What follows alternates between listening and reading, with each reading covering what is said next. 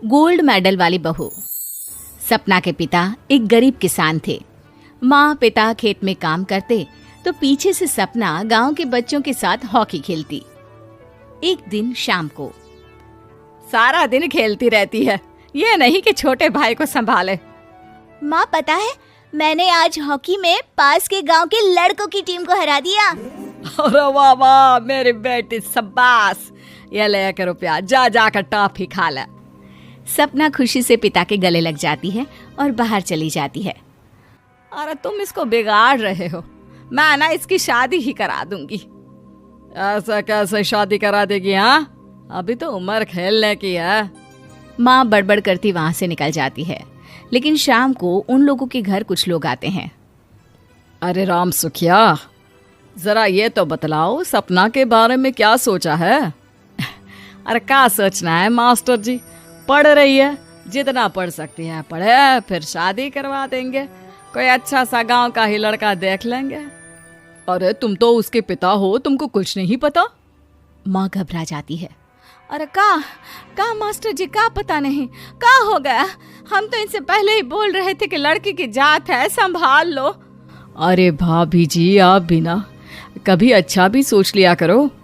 अरे सपना क्या खेलती है हॉकी, बड़े से बड़े आदमी भी नहीं जीत पाते हैं उससे। कल गांव में एक टीम आ रही है, लड़कियों की हॉकी खेलने उसे भेज देना, वहां शायद कुछ बात बन जाए। अरे ना ना मास्टर जी, कोई खेल वेल नहीं करवाना हम लोगों को, वो भी शहर के लोगों के साथ तो बिल्कुल भी ना। शहर के लोगों को ना कोई भरोसा नहीं होता मास्टर जी। अरे कैसी बात कर रही हो सपना की माँ, बुरा आदमी तो हर जगह मिल जाएगा, उसके लिए शहर का और गांव का।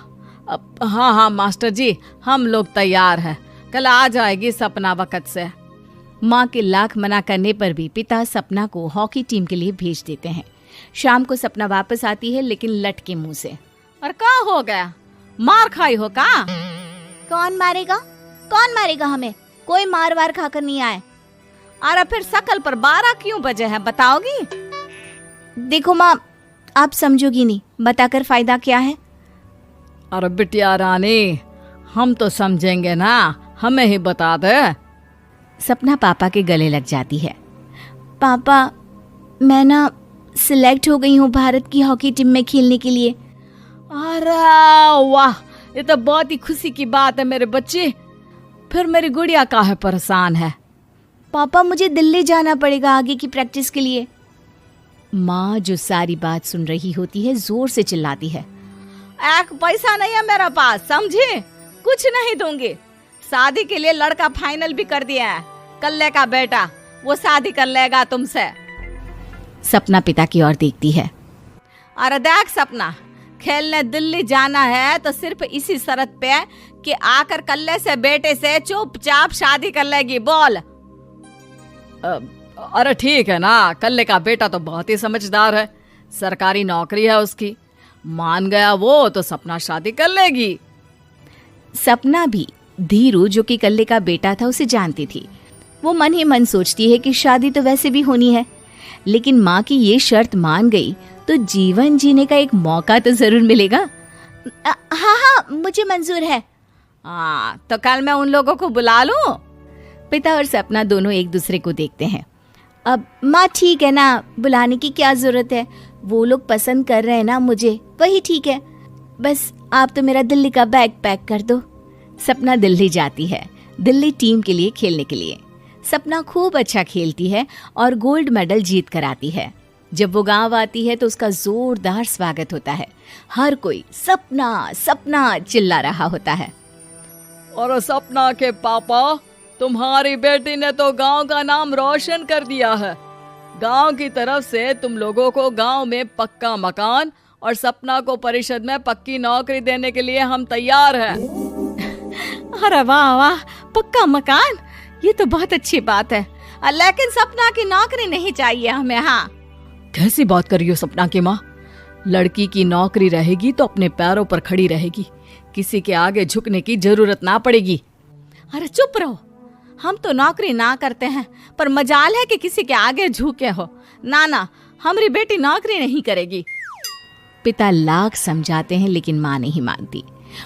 और फिर वो दिन भी आ जाता है जब सपना को अपने कहे अनुसार लड़के से शादी भी करनी पड़ती है। ससुराल में। ए बहू, तू रोज रोज सुबह कहाँ जाती है? घर का सारा काम निपटा कर कहाँ भागती है? माँ का घर तो पास ही है, वहीं निकल जाती है क्या? नहीं माँ जी, मैं हॉकी खेलने जाती हूँ, मुझे खेलना पसंद है। खेलना पसंद है?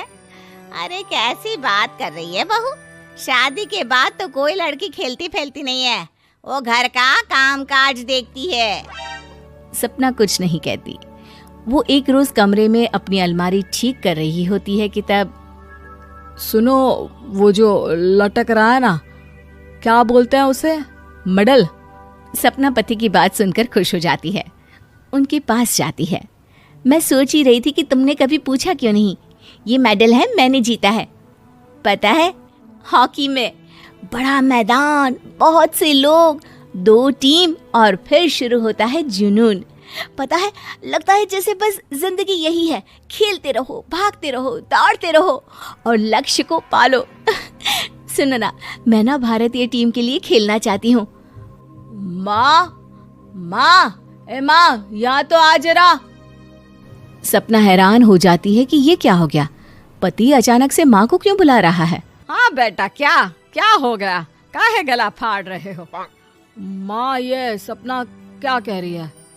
अरे बीवी तो बोलती ही रहती है बेटा, लेकिन क्या हो गया, चिल्ला क्यों रहे हो? ऐसा क्या बोल दिया इसने? माँ ये बोल रही है कि इसको खेलना है भारतीय टीम के लिए। सपना डर जाती है।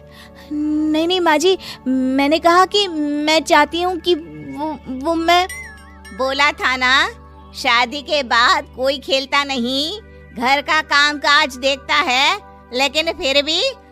नहीं माँ जी, ठीक है, मैं घर का काम देखूंगी, कल से मैं खेलने भी नहीं जाऊंगी, माफ कर दीजिए। सपना पति की तरफ देखती है जो माँ की तरफ देख रहा होता है। उसे गुस्सा तो आता है, लेकिन करती भी तो क्या, सास के सामने कैसे पति की क्लास लगाती। अरे बेटा, अब क्यों घूरे जा रहे हो बहू को? माँ, अभी इस बात का फैसला करके जाना, वरना ये तो तेरे कमरे से जाने के बाद मुझे। अब चुप हो जाइए आप, छोटी सी बात का बतंगड़ मत बनाइए। छोटी सी बात? बहू, ये कोई छोटी बात नहीं है। जो लड़की दिल्ली के लिए गोल्ड मेडल ला सकती है, वो देश के लिए भी तो गोल्ड ला सकती है ना। हम लोगों को किसी चीज की कमी नहीं है बहू, घर का काम तो कोई भी कर लेगा, लेकिन देश का नाम रोशन करने के लिए सपना चाहिए। जा बहू, तेरी ट्रेनिंग का सारा इंतजाम तेरे पति ने कर दिया है, जा खेल और देश का नाम रोशन कर। सपना की आंख में आंसू आ जाते हैं। वो सोचती है कि बेटियों को मायके के साथ अगर ससुराल में भी सहयोग मिले तो ऐसा कोई काम नहीं जो वो नहीं कर सकती है।